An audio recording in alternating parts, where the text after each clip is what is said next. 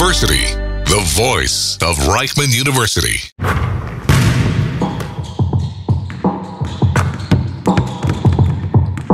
The Baseline. Stories from the court with Jonathan Rears and Nitzan Aron. What's going on, Baseline family? We're back with another episode, and we're pumping them out well over a year now, every single week. We're thinking about doing twice a week if our audience is up for it. We're ready for y'all. We're very excited. Every single story, every single week is very unique. A little rhyme for you guys right there.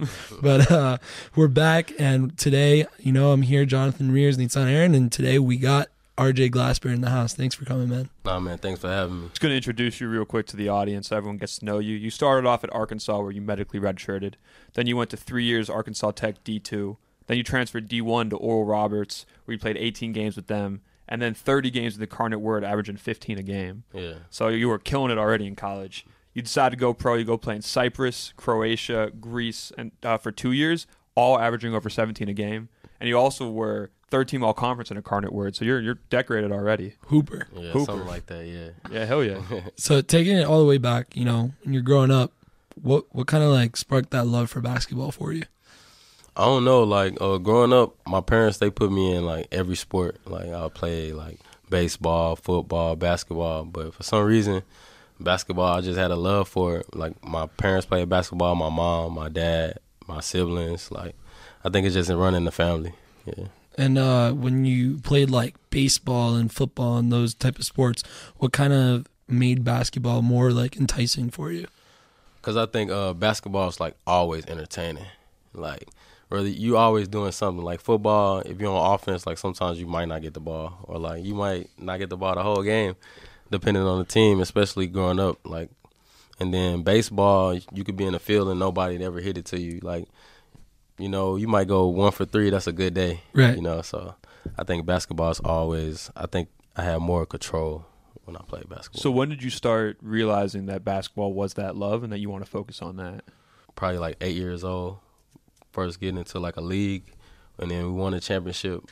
So early, I knew basketball was what I wanted to do. And having your parents, play basketball, how did that help you as a child and as a youngin, kind of grow your game? Nah, it helped me a lot because not only did they give me wisdom and put me on game, it was they were still young, so we would play together. We would go play against other people. When I was 8 years old, I'd play against 20-year-olds or 15-year-olds with my family and stuff. So that just made it even better. I think that it spiked the love even more. You know what I mean? Had some one-on-ones with your dad. Yeah. Yeah. Who would win those? Him until I when I turned 15, I beat him and I never played him again. Yeah. That was it. He said you beat me once, you're never touching this again. Yeah. It's never happening. Never played him again. But you're surrounded by basketball, you're surrounded by sports, right? So you start getting into the high school ranks, and were you right off the bat realizing that you were separate and you wanted to go to the college route, or were you going JV, freshman, varsity? No, I knew I wanted to go to college. I knew basketball was what I wanted to do. And I just knew, I was just different than a lot of my peers because I just wanted to be in the gym all the time. So I just knew, basketball is what I wanted to do early. My whole life, I just focused on basketball. And where were you growing up? In Forest City, Arkansas. Arkansas. So in Arkansas, what was kind of the basketball? You said you beat your dad at 15 years old. Yeah. This is where you're really starting to flourish. So you got into the AAU scene, varsity basketball. What was it like in Arkansas?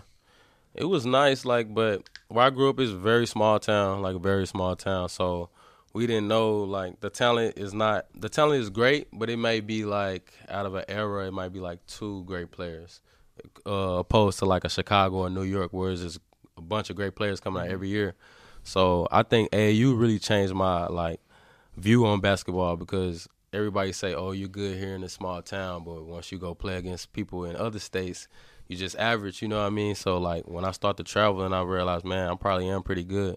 I think that drove the love even more. Yeah. So you talking about traveling and playing players in other states. Yeah. Who were you kind of playing? Do you remember any guys that were in your circuits at all? And when did you realize I can play at that level? It was when I went to the EYBL, my 10th grade year, and I started playing against every great player like that's in my class, like Malik Monk, Jason Tatum. Like I played against all those guys, and like Austin Reeves, like we played in Arkansas. He's from Arkansas, so we played each other like in high school and stuff like that. And I knew those guys were special, but like every time I would play them, I would hold my own. So that's when I knew, like, you know, I probably could do something with this, you know. Speaking of players that you played against that are incredible, I want to take us to our top 5 segment real quick. Yes, sir. And talk about, I mean, these are incredible players you played against. Mm-hmm. We both play 2K. We all love 2K. Can you give us your top 5 players that you use in 2K, and some of them you might have even played against? None of the players that I like to use, I played against. But, Not Jason Tatum?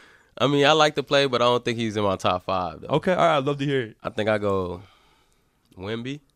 Okay. Oh, that's a cheat That's code right cheat. there. That's a I like 7'5" Wemby. point guard. Yeah. Giannis, Kevin Durant, Shea, and Jokic.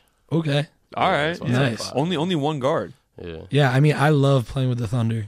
Like, It's kind of cheese. it's not cheese, bro. Shea's tough. Shea's tough. And And you you got got- Chet, who's like a mini Wemby. Okay. Right. I can't lose with the Thunder. Yeah. If I Can't get the lose Thunder, with it's the over. Thunder. Yeah. If you lose with the Thunder, you shouldn't be You playing. got Yeah, 3-point you're bad. threats like all around. Yeah. I low-key love using the Rockets. Yeah. Rockets, they tough too. They're fun. They're fun to Length use. everywhere, defense, shooting. Exactly. Yeah, I Tough. think their shortest guy's 6'8", Yeah. something like that. So it's like, it's basically just a bunch of lesser Giannis's playing on one team. Yeah. And I start Amen at the point guard.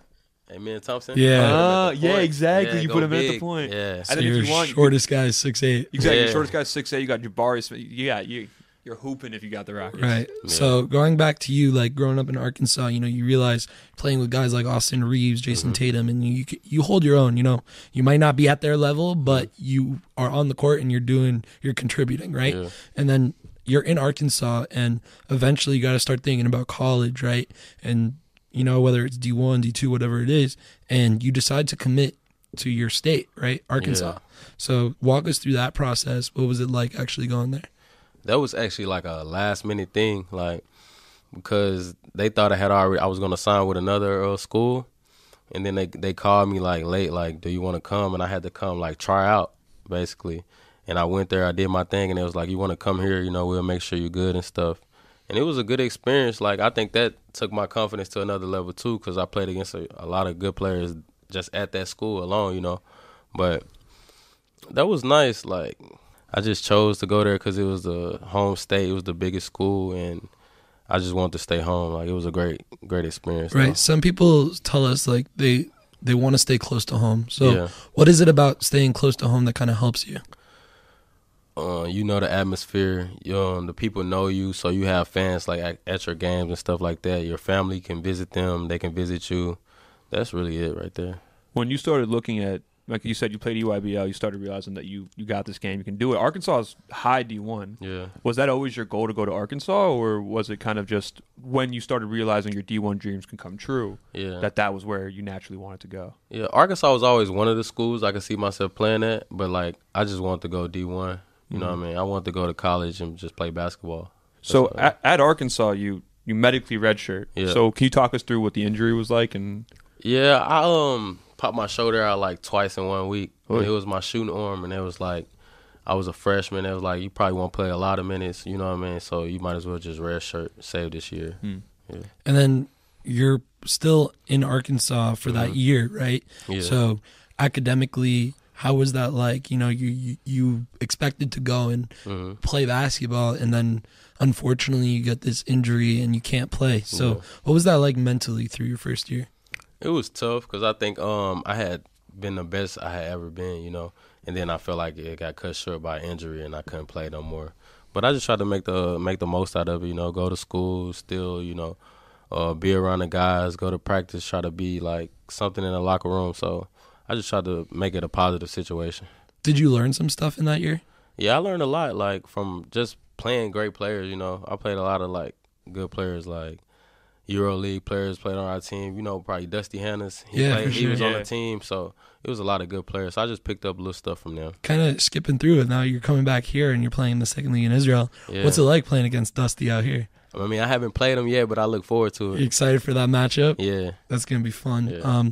Going back to high school, you know, you had a couple of fun things that happened. You had that full court weave, that shot. What's that like, you know, last seconds, you just go chuck it up. What was that feeling like? You're in high school, you hit that shot, everyone's going crazy. Yeah, it was crazy because we were home playing against a rival. So it was just crazy. Like, nobody expected you to hit that shot. Like, I didn't even expect to hit the shot. I just threw it up there, and when it went in, I just couldn't do nothing but, like, just scream. You know what I mean? So it was just crazy. I can only really imagine what that must feel like. You must be like big man on campus right away. Yeah. No, it was nice, yeah. Yeah. So, like, talk me through some of, like, your defining moments of your basketball career from high school going into Arkansas. If you could talk us through kind of some of the moments that stick out to you. I won a state championship my sophomore and senior year. Wow. So them 2 points, and then I think just playing EYBL, like getting to travel the world, playing against the best players, you know, hold my own. So I think them 3 things that really stick out. Winning a state championship is something that you say so like nonchalant, right? And like, I mean, I remember states is like the most intense ball that there is. Your whole high school's showing up, the whole other rivals showing up. So, you know, playing at that high level going into college, did that kind of help you like realize like, all right, this is something I really am good at, and like I want to go and like play and be the best that I can be in college? Yeah, that was always my goal. Like growing up, like even like through middle school, that was just my goal. Like I just stayed in the gym. Like that was my only focus growing up. So I always knew that's what I wanted to do. Yeah. Did you have a different role your sophomore year compared to your senior year? Yeah. What were the roles like? I played against I played with other, like, our big man was like at one point like top 25 in the country. So we played off of him a lot. So What's he his was name? like the man, Trey Thompson. Okay, yeah. Yeah, so he was nice. He didn't play. He played at Arkansas too. You know what I mean? Yeah. When I was there, but we had like big men, like 3 guys that's like 6'9", 6'10". So we played off of them a lot. So I would just stay outside, shoot, attack when I can, you know. And then my senior year, it was basically like ran through me. So it was like totally different. Walk us through what that was like, going from being on a winning team, being a piece of the recipe almost, to being the star of the whole team. It was nice because like I learned how to win, like what it takes to win, to get it done. So, but like my senior year, even like my sophomore year, because those guys were senior my sophomore year. So my junior year, I knew like I was gonna be the man now, because I was like next up, like second leading scorer already. So I knew like I had to take a bigger role. And then all the guys I played with, we grew up playing with each other, so it was even nice. So like we felt the chemistry, like it clicked right away. Right, and you redshirted that first Arkansas year, and you talk about having a big role your senior year in states, right? And then you redshirt, so you don't even play. But the next year, you end up moving to Arkansas Tech, right, which is a D2 school. Did something about being the star player of the team also go into that? Yeah, really, because like I said, like my whole life I just love basketball. So when I missed that whole year at Arkansas, I was like, man, I want to go somewhere I'm going to play a lot, you know. So I chose to go to Arkansas Tech, Division II, and that's what happened. I played a lot. I was the man, so I enjoyed that. Yeah. Was there any major difference going from Division I basketball to Division II? Just the size. I think it's the size and just the know-how to get it done. Like, but D2 got some dogs, I think, but it's like mostly you see a lot more smaller guards or smaller bigs. I mean, athletic and skilled, but Division I is just more size. I feel more like D2 is just a bunch of slept-on hoopers. Slept on, yeah. Yeah, because a lot of guys, like, when they don't get the role they want, especially, like, coming up in my era, when they didn't get the role they wanted at Division I, they go to, like, a good Division II to, like, you know, they want to be the man. They want to, you know, play a lot, put up numbers. Right. You wanna actually like get your minutes, play, be the star player. Yeah. I'm curious. It might be different now. You know, like if you have like an 8th man on a Division I team who's not going to play a lot, but you got like a little bit of NIL money. Yeah. You might not think about being the star player anymore. Yeah, it's a lot different now. Yeah. So you end up going to Arkansas Tech and you stay for 3 years. Yeah. So what was that like at Arkansas Tech? And then talk us about being the star player again in your home state. Nah, it was nice because Coach Klein, he was recruiting me since high school, and he never, like, the whole time I was, like, at Arkansas, he would, like, hit me up, check up on me and stuff like that. So it was a good relationship with him right away, and I played with a lot of good players. It's a good school, like, good environment, so it was cool. It's a small town, like, not much to really do. So you get to kind of like lock in, just go to school, go home, chill. So talking about locking in off the court, how did you kind of keep that mentality like straight?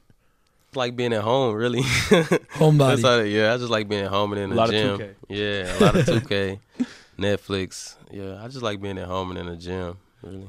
Do you feel like that's helped you in your basketball journey? I think a lot of times what we see is, especially when people go high-level D1 or go become a star somewhere, it maybe not gets to their head, but they live in that moment so heavily. Versus for you, it seems like you just were more addicted to the grind than you were to the results. Yeah. I had a lot of guidance, like, growing up. Like, my dad, he would always, like, tell me, like, stay focused. Like, don't do what other people doing. Learn from other people's mistakes.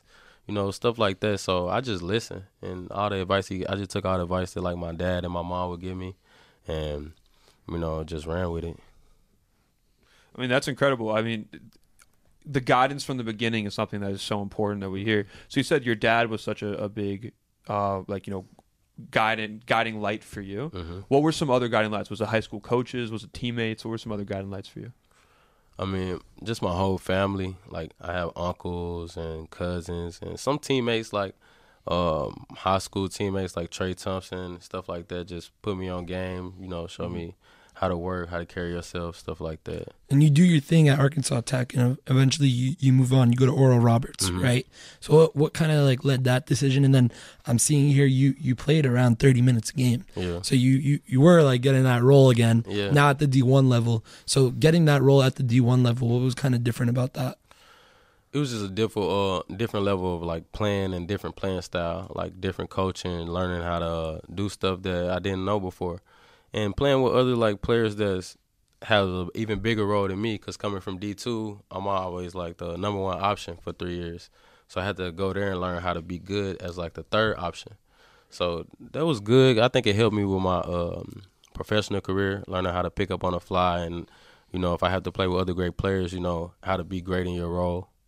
Was it a little tough though? Like, you go 3 years, like you just said, like being the main guy on the team, and then you got to go and like try and really be the third option, but you have to like be good at being the third option, right? Yeah. So how did you kind of manage that? It was tough at first, I really didn't, being honest, I didn't really want to accept that role at first, but I just looked at it like, man, just do whatever you have to do to stay on the court, because I just like to play. I feel like you can always have an impact, if you're on the court. You don't always have to be scoring the ball, shooting the ball. You can be playing defense, doing other stuff. Definitely. I think Alex Caruso says, like, you're trying not to be the janitor of the team, right? You're not trying to be the CEO, right? And that's what he does so good, and he's making a lot of money doing that, Yeah, right. Because when you winning, it's good. Like, you know what I'm saying? Like, why I want to – I'm not the type of person to be selfish and say, oh, I'm winning, but, I want to break out and do my own thing, you know what I mean? So – that's just not the type of dude I am. You move on to Incarnate Ward, right? The Cardinals, and you play there the next year, and you're balling, right? 16 points a game, man, 32 minutes. You get that star role. I mean, kind of like not. It wasn't given to me, but I kind of like took it, right? Because I'm on the floor, and I was running a lot more point guard. Because at Oral Roberts, I was running a lot of 2 guard. I really wasn't running the point guard. So I had the ball in my hands a lot more, so I was just able to show what I could do. Did that make that shift to kind of leave Oral Roberts? Yeah, because I ended up getting injured at Oral Roberts, but the player that I played with, the other guard that I played with, he led the nation in scoring that year. And we went to like the Sweet 16, Max Asmus. Oh, yeah. Yeah. Yeah, so Hooper. Yeah, Hooper. So he led the country in scoring. So I just seen what he did. So I was after the injury, I'm like, man, maybe I'll go to a small school and, try to do my own thing, maybe make the tournament. Because I just see how that changed his life. Like, from, a lot of people didn't know who he was. Then we go to win a game in the NCAA tournament. He scored 30 points, and now everybody know who he is, you know what I mean? So I kind of wanted that for myself, yeah. Were you on the team for the Sweet 16 run? Yeah. Can you talk us through what that was kind of like? It was nice. I didn't play because I got hurt right before the tournament. Yeah. Like right before the tournament, I got hurt. But it was nice, like, because you could see. I mean, it was COVID, so we didn't like get the full NCAA experience.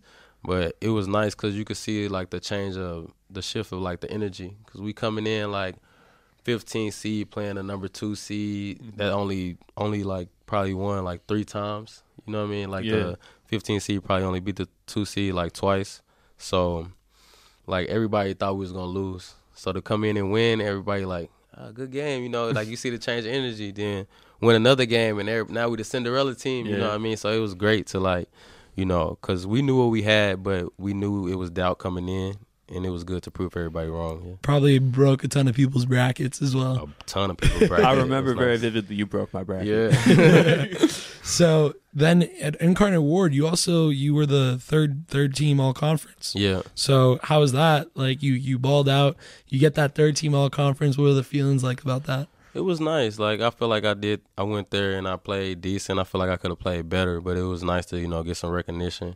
Get an all-conference team and stuff like that. You get that recognition and you get the third team, and then you're hearing some calls from agents. When are you thinking about the pro career? Yeah, I didn't really know much about like the overseas career, but the agents was hitting me up and, you know, kind of like telling me like this is the route that you probably should go. I talked to some people that played overseas and they was telling me like this is the route that, you know, you maybe have to go. So I just signed with an agent that I felt was genuine, and went to Cyprus my first year, and you know, try to do what I do. Did you have your mind set on where you wanted to go overseas, or were you kind of just going with the flow of it? Just going with the flow, honestly. So then talk us through the process of your agent getting you that call, going to Cyprus. Mm-hmm. What was that like? It was nice. I mean, of course, like your first year, especially like Cyprus, like it's probably not the money you want to get, but it was nice to have an opportunity to play pro. And he was telling me like, you'll be able to show what you can do and stuff like that. So I just was excited to, you know, start my pro career. Because like I said, I came from a small town where I'm probably like the second or third person to play past, you know, college, you know. So that was really big for me. I was grateful for that. And a lot of guys talk about like they're finishing up college and they're kind of going into it blind, right? You don't really know about overseas and stuff like this, but you said your parents played basketball. Were they able to help you guide you through that process? Not really. You know, they just say, you know, go with your gut, you know, pray about it. Because none of my parents played professional, you know, so it was all like I was going into it blind, honestly. Yeah, and like you said you didn't really know about overseas. What was kind of like the plan before that? Were you thinking like G League or something like that? Yeah, try to go to the highest league I can possible. But you know, my last year in our Cardinal World, I had a good year, but we wasn't really winning. So they kind of say like it's probably the best to go, you know, the overseas route. Right, and you end up in Cyprus and you hoop, right? You ball out. Yeah. It's a great way to like bounce to another league. You end up bouncing over to Greece, right? Croatia. And in Croatia, you ball as well, right? But from Cyprus to Croatia is a little cold, right? Yeah. What's it like getting off the plane that second time?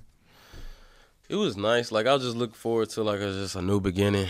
You know, I feel like me going to, like, a lot of different colleges prepared for me to, like, adjust fast, like, adjust on the fly. So I just was trying to see what a new country was like, what the new style of basketball was like. So I was just eager to I was ready to go. How is it like off the court? You know, you're in Croatia, very far from home. It's not like Arkansas anymore, right? You're just like chilling. What were you able to like do to keep the mind sane while you were over there? I spent a lot of time with my teammates out there. Like, them really some nice people out there. They invite you over. They invite you to dinner, come play the game, come play cards or whatever. So I spent a lot of time with my teammates. And when I wasn't doing that, you know, 2K. Do you find that it's easier being a homebody, being able to transition to these places? Because sometimes when we talk to players, you know, it trying to adjust to the culture and the lifestyle is sometimes one of the more difficult parts, versus for you kind of have this peace with yourself. Yeah. And you're so willing to kind of just do what you want to do, like play 2K, chill out, be with teammates. Do you think that's helped you in your transition and going from place to place? Yeah, I think it does, because like I said, I don't really need much. I just need like a comfortable place to stay, some good food, you know, a good environment, and I'll be all right. Where do you get that peace from being with yourself? How do you kind of get that mentality to just be able to be like good and content with yourself at all times? It's a little deep, but yeah, I don't know. Like, I think I just always been like that. But like, I like to hang out with people and stuff, but just not all the time. I figured that, like, I found out that I get a lot of stuff done, you know, when I'm by myself. Like, things go a lot more smoother when I'm just chilling, you know, in the house. Right, and we could talk about it now. You did do a lot of things. You got your master's degree as well. Was that while you were over in college, while you were playing, or when did that kind of happen? Yeah, I got my master's degree. I started it at Oral Roberts, and then I finished it at Incarnate Word. And what kind of sparked that? What made you do the master's degree? What was it in? Yeah, what made me want to get it just because, like, I finished my bachelor's early and I still had a couple years to play. So I say, like, why not? You know, why waste it? I got to go to class anyway. I might as well get a degree out of it. And, you know, it's in sports management. My bachelor's in psychology, my master's in sports management. Is this something that you're thinking about doing after your career? Yeah, I'm thinking about, like, probably getting into, like, training and coaching and stuff like that. And you think about these things while you're playing, and what kind of, like, makes you think, like, I got to think about the future as well? Do you do things? You say that you do a lot of things on your own. You know, you're a homebody. What do you kind of do to kind of, you know, think past your career? I mean, I read a lot. I try to, like, meditate. And, I mean, that's a lot to do with, like, spending time by myself, just thinking, you know what I mean? Just thinking, putting ideas together, reading, praying, meditating, talking to family, try to keep my head clear and stuff like that. Yeah, and I just think about the future.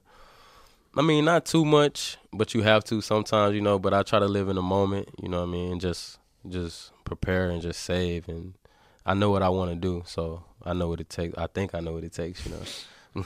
While you're thinking about the future, you're actually absolutely killing it every league that you go to. You're averaging 19 a game. In Croatia, in Greece, you're averaging 19 a game. Now, over in Ashkelon, you're basically averaging, like 23, 24 a game. What has been so easy for you to do, like, to come into that role throughout every single country you've been to?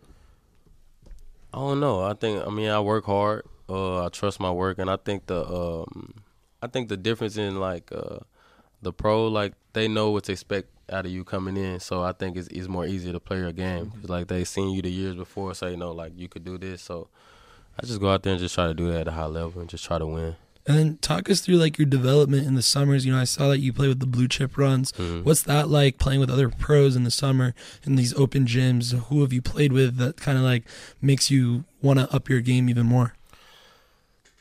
Everybody. Like, I mean, it's nice to get good bump against good competition, you know, and it kind of, like, you can gauge your game to it, because some stuff you can working out by yourself.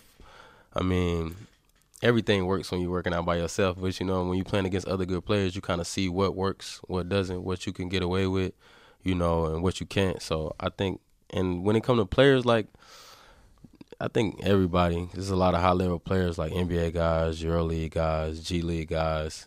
So just every day with those runs and stuff is, like, that's competitive. You notice a difference in the runs with the guys who play in the NBA rather than when the guys that play in the EuroLeague? Yeah. What kind of difference do you see? I don't know. Like, the guys in the NBA, they just make it look easy. Like, some even like more easy than the EuroLeague guys. I mean, everybody do that. I mean, it's people from like every league that just do their thing. Like, people come, if you can play, like, that's why I feel like no matter where you put certain people, they're gonna get it done. But it's just like the style of play, like.